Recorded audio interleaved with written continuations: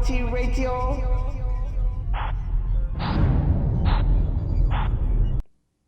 Hello there, and welcome to this brand new edition of 5-Round MMA. My name is Alex Ramirez. Alongside is my co-host, Albert Cita.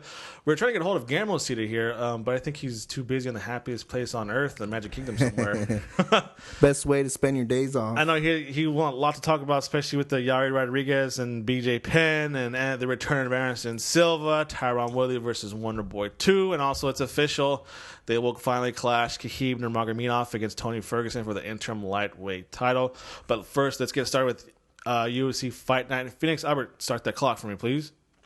Clock on. Round number one. So I kind of want to focus on El Pantera here, Yair Rodriguez in the main event, because the card was okay, but it was basically for the main event, Rodriguez versus Penn. So coming in, Rodriguez is number 10th ranked featherweight in the world in the UFC rankings, former tough winner. They're calling him the Mexican phenom, the phenomenal one, Yair Rodriguez. La Pantera. So was defeating a 37-year-old BJ Penn a good measuring stick to see exactly where he's at? I don't think it was a good measuring stick, but I do think it was a good exhibition that we got to see all of Pantera's potential and what really makes him shine, which is those amazing kicks. He literally gave you every type of kick you can think of.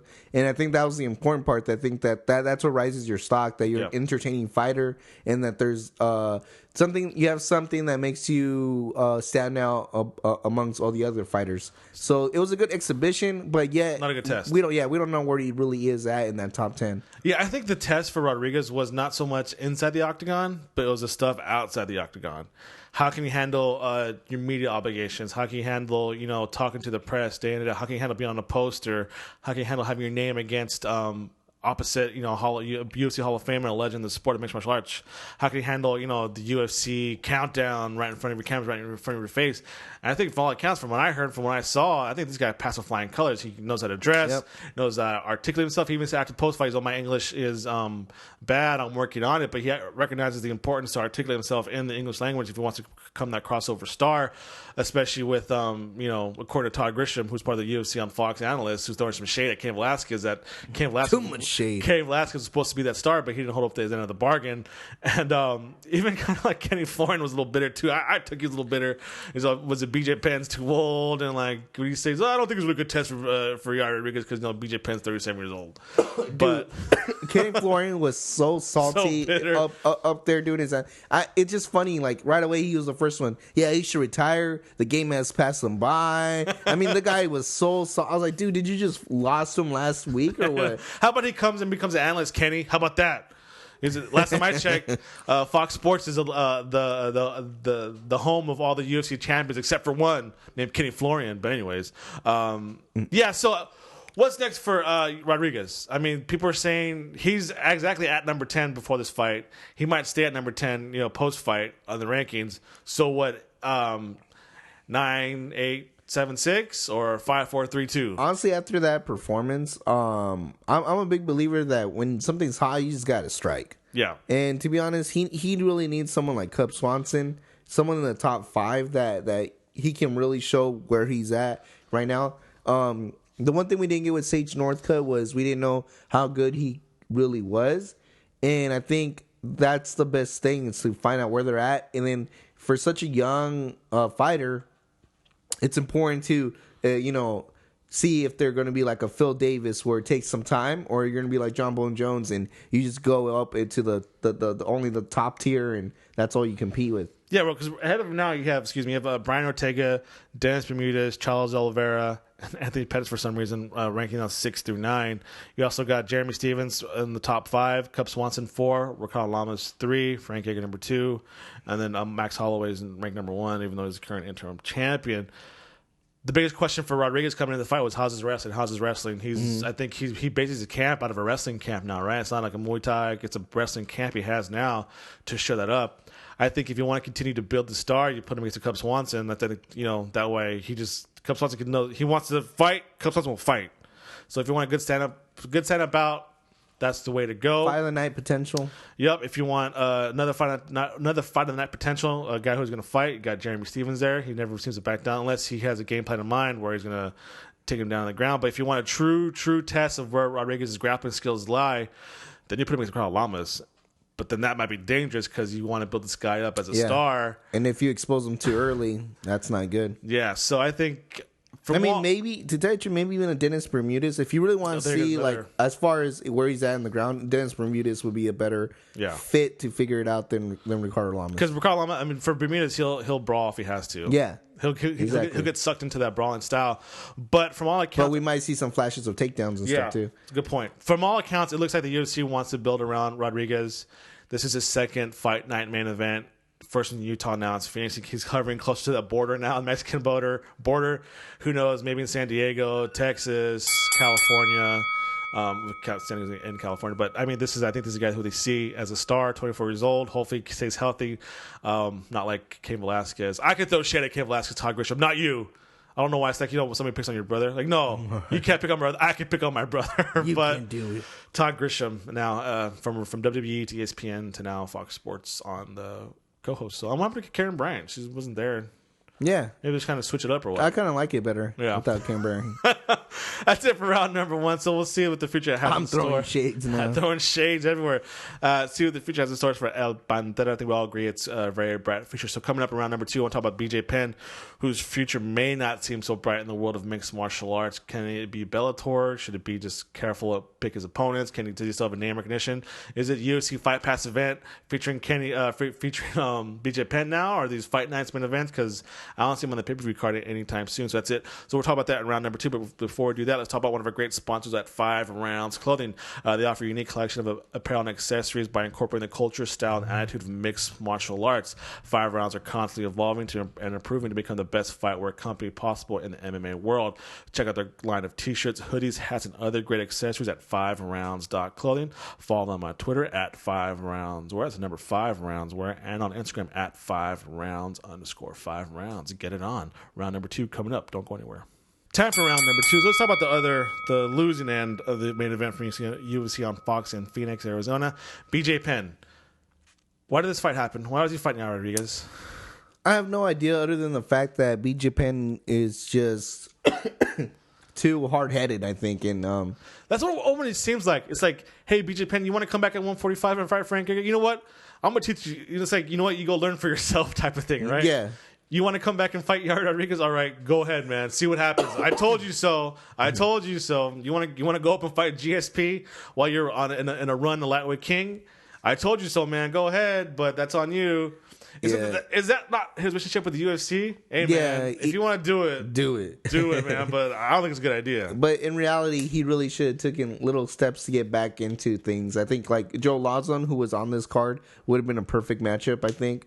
At 155? At 155. It just ease him in and then maybe work his way to 145. That's where he wants to be at. There's plenty of people he could have challenged for other than an up-and-coming young star. I mean, they could have easily get him someone like Darren Elkins or something. Somebody that I feel isn't as skillful. But at the same time, BJ Penn's always known to just get in there and fight Matt Hughes, who had a ridiculous winning streak and was one of the biggest welterweight champions. Well, looking back to, like, if you go back to his what was going to happen when he came back from retirement after losing Frank Edgar, he was going to fight Dennis Seaver. Mm-hmm. Which was a perfect matchup, yeah. That fell through. Then Cole Miller was going to be replaced, which is another good kind of. Yeah, it was kind of, yeah.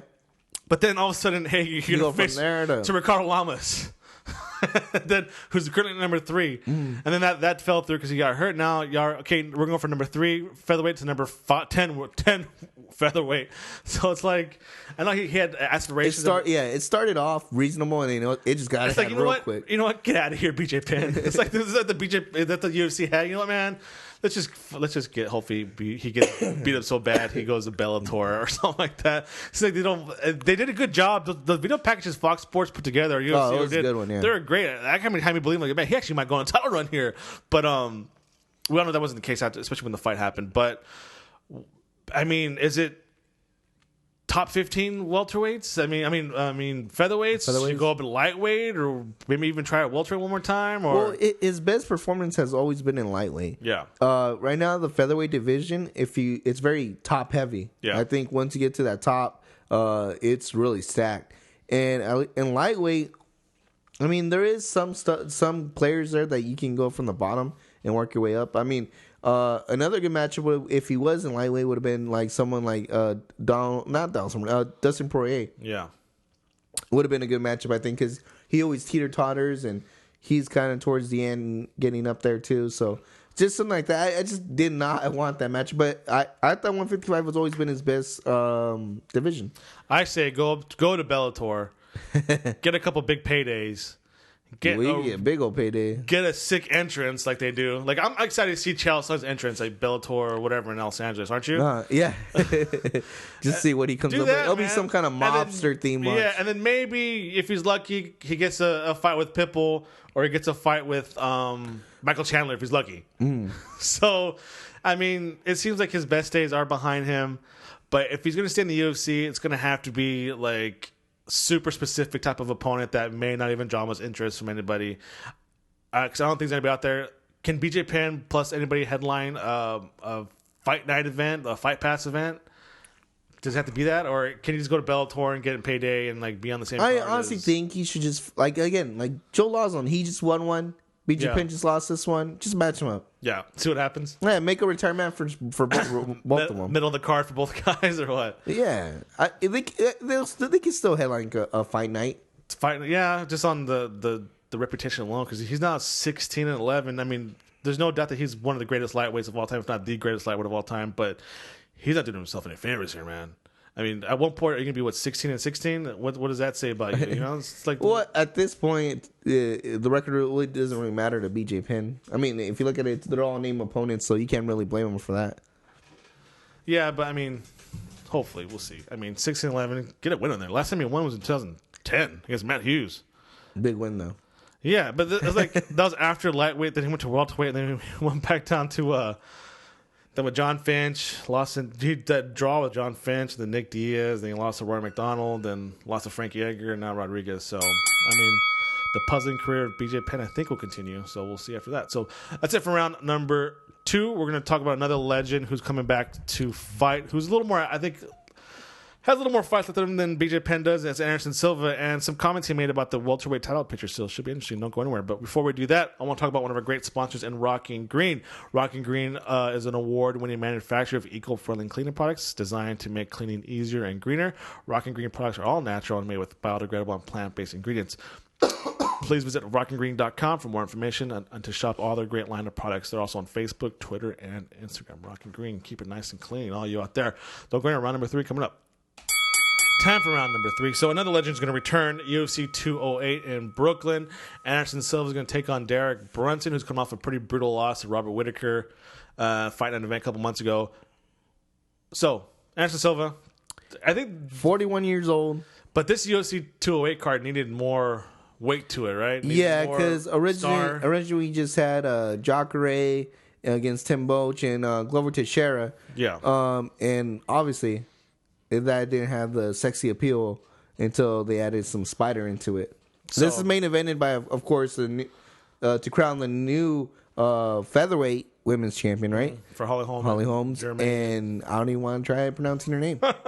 So they say, hey, who can we get to fulfill this card? And it almost feels like Anderson Silva is just like in the like sixth man.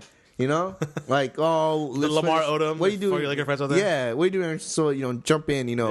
Save UFC 200. Save Michael Bisping from having a boring fight and having no one to fight. Yeah, So actually, come to the rescue twice already. This is the third time. Yeah, he made some pretty interesting comments. I don't know if it was before or after his fight was announced with Derek Brunson, but he said that he would gladly take a shot at the middleweight title if it was given to him ahead of his teammate Jacare, or his good friend Jacare. And he says, I think I'm just kind of paraphrasing here, but he says Jacare deserves it without a doubt, but I'll take it. I think one, he just wants another shot at Michael Bisping, and two, it's a title fight, so more money. But he said that he would rather, if he were to win it, he would forfeit the title before fighting Jacare. And it kind of got me thinking. Jacare's on the same card fighting Tim Bosch. Yeah. Well, we all know Jacare is probably legitimately the number one contender. I mean, people say Yoel Romero, but he has that drug suspension on his track record after he beat Jacare. Yeah. He just demolished Chris Weidman. But is it really Jacare's fault that he can't fight anybody because no one wants to fight him? Exactly. And Michael Bisping's quote unquote hurt and then fights who he wants to fight anyways.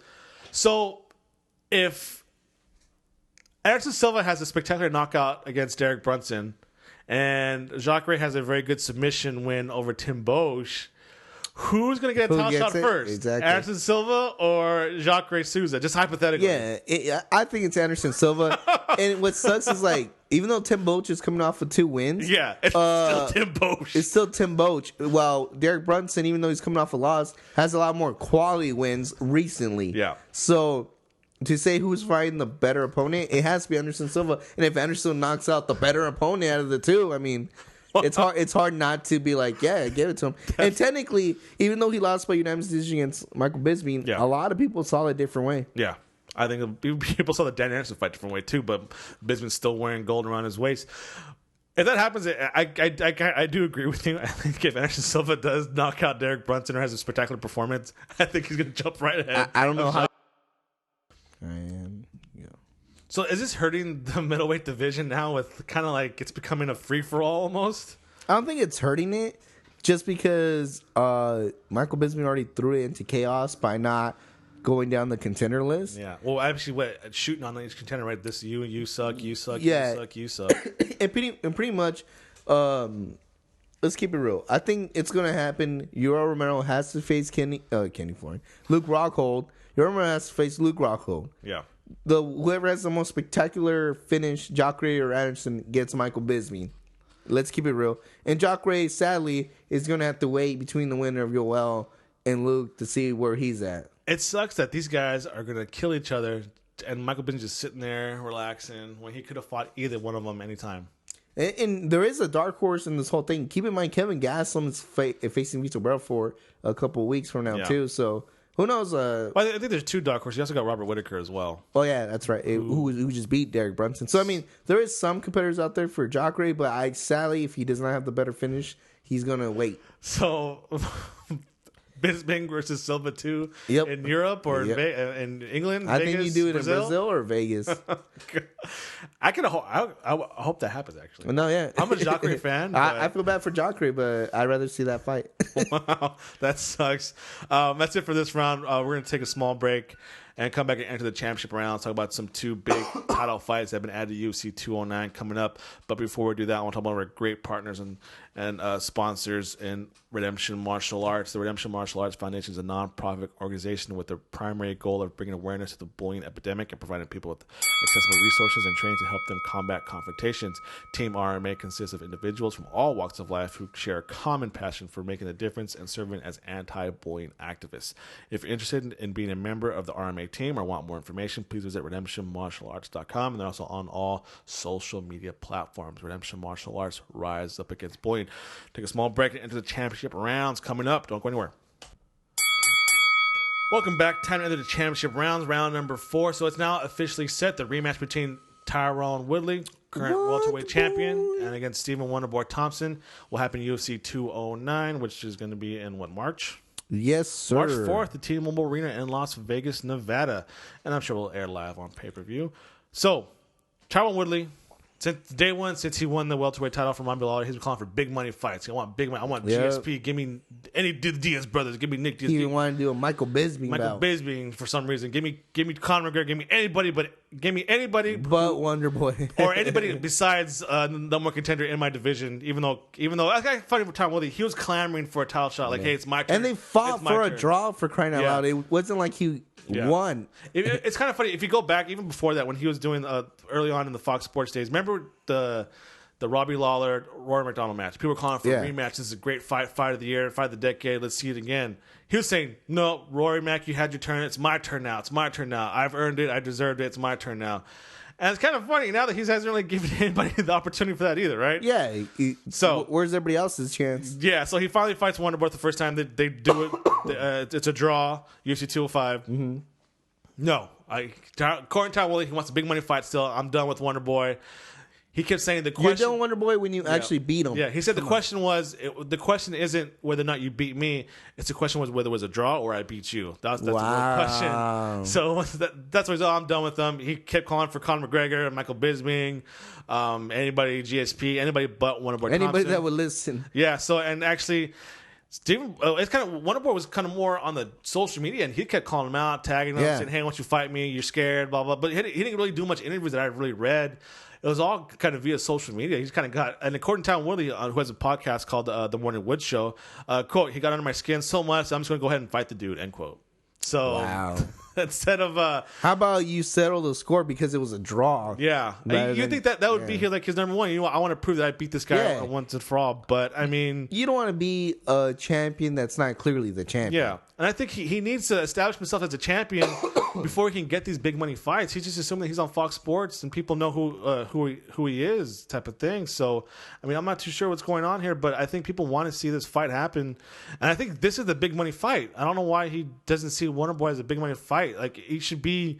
Don't go after these GSPs and Conor McGregors and go up to these rising stars. They're not even calling you out, bro. It's like, I mean, establish this welterweight division for yourself. I mean, Robbie Lawler became a big money draw because he was just taking on all comers. I think this is the way he needs to do it. But I mean, how do you see this playing out again? This rematch? Do you see Wonder Boy changing things up? I think Wonder Boy is just going to be better. To tell you the truth, I think he saw where he was the strongest, and I think Wonder Boy is going to land that crucial hit this time. Yeah, I think Willie is banking on the same performance he did before, and I honestly see a lot of error of a lot of people that when they feel they won a fight so strongly, they come in with the same game plan, and guess what? They get a rude awakening, and they find out why it was a draw or why they lost the first fight. And I'm a fan of Tyron Woodley, but like, dudes, like there's money in this welterweight division. Yeah. Don't go out there and. I think he's discredited himself. I mean, he's discredited the whole division as a whole. Before we were talking about poor Jacare, poor Damian Maia. What's that guy got to do? Yeah, he's over there. Willie's talking about all give everyone chances, opportunity. I would have been as mad if he was out to Damian Maia. Yeah, and it was like if it was Damian Maia and not the rematch with Tyron Woodley, I would have been fine with that too because this is another competitor that deserves it. That's been racking up the wins, but yet the guy he can't get a break. Yeah, I mean, I'm all for fighters making as much money as they can, but I mean, dude, like these big money fights, Tyron Woodley, I don't think he's on that level yet of the guys there. I'm sure he's super talented and he might get there eventually, but I mean, dude, let's build this division first. Let's rebuild this division because we're still in the post GSP era. But I mean, just to bring GSP back into it is not going to work for it. And it gave me like almost like Amanda Nunes. Did you hear about her? Like she's already calling out the winner of the Hong Kong fight. Already, it's like you got a couple of fighters who are waiting for you. Julia Pena, hello, and you got Bullet Valentina too as well. It's like, come on, guys, we're getting a little ahead of ourselves. Like, and Kazagano beat you already too. Like, why don't you revenge that loss? Can we just kind of everybody just stop focus on their own divisions right now, please? And who's supposed it? Conor McGregor. He made his big old. But it's kind of like, and then with all this interim title fights going on, which we're talking about in the 5th round, it's just people think I got a belt, so I deserve millions upon millions of dollars. Yeah. Which unfortunately is it's like put in the work first, clear out your division first, and then we'll talk about the super fights. I mean, if anybody who deserves a super fight talk, it's Mighty Mouse, and he's like, nah, I'm cool. Poor guy, yeah. Actually, I'm going to go after Anderson Silva's record first, and then we'll talk about. There we go. But anyway, so we'll see. Hopefully, Wonder Boy versus Tyron Woodley actually goes through, and the guys don't get hurt during training camp, and we'll finally get a winner. Because I think they have a potential to have at least 3 solid fights. I think this could be a great trilogy, one of the great trilogies, but they don't want it. Tyron doesn't want to have it. So that's it for round number 4. We'll come back and talk about another title fight at the UFC 209, which would be the co-main event for about a big lightweight bout between Conor McGregor's title, Khabib Nurmagomedov against Tony Ferguson. So don't go anywhere.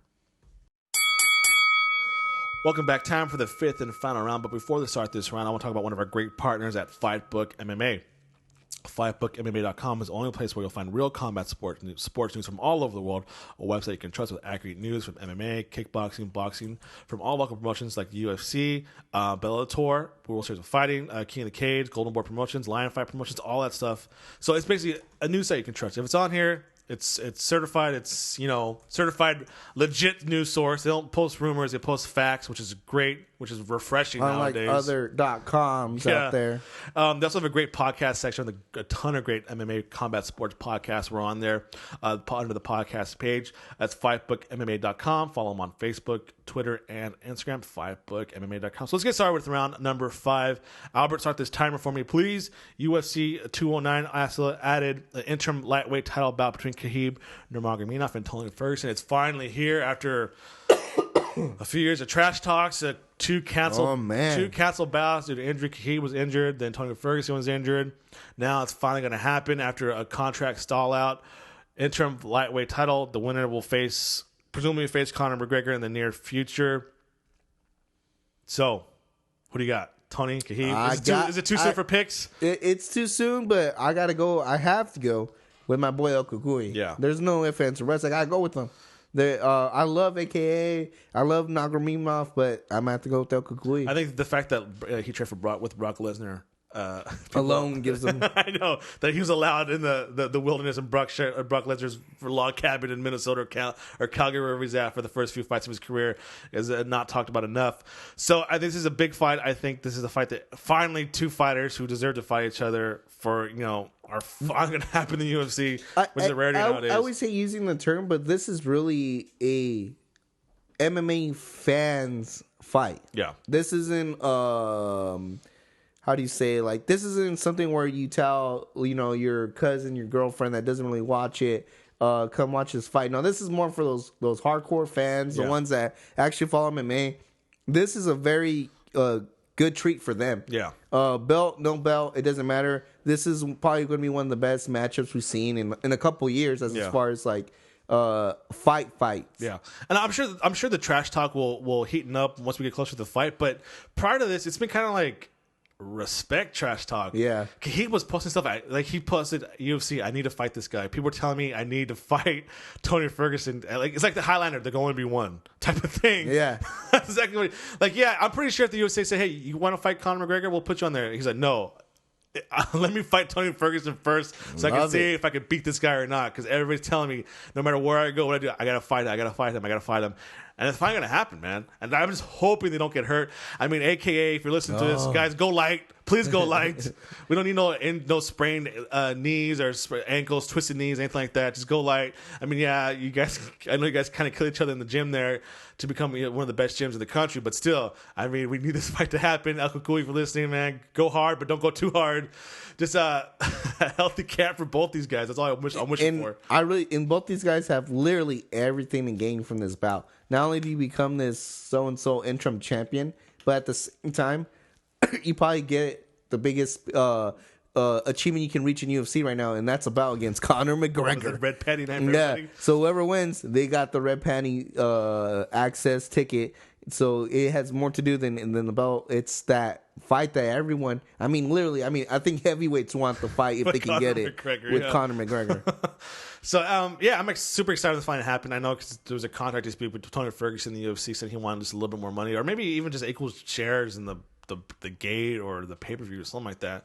Well, as long as they were able to work it out, man. Yeah, who cares about that? I mean, he even offered him to pay $200 of his own. Yeah, but I'm just so glad this happens. Very rare that this happens. This is UFC 209. It's looking pretty stacked, man. There's a Tyron Woodley versus one, which is the main event, by the way. Tyron Woodley, your main event, Woodley. Don't be offended. You guys are on top. This is the co-main event of the card, UFC 209. And what day was it? March. It's we got the bout on March 4th in Nevada, Las Vegas, T-Mobile Arena. I'm sure Conor McGregor will be present.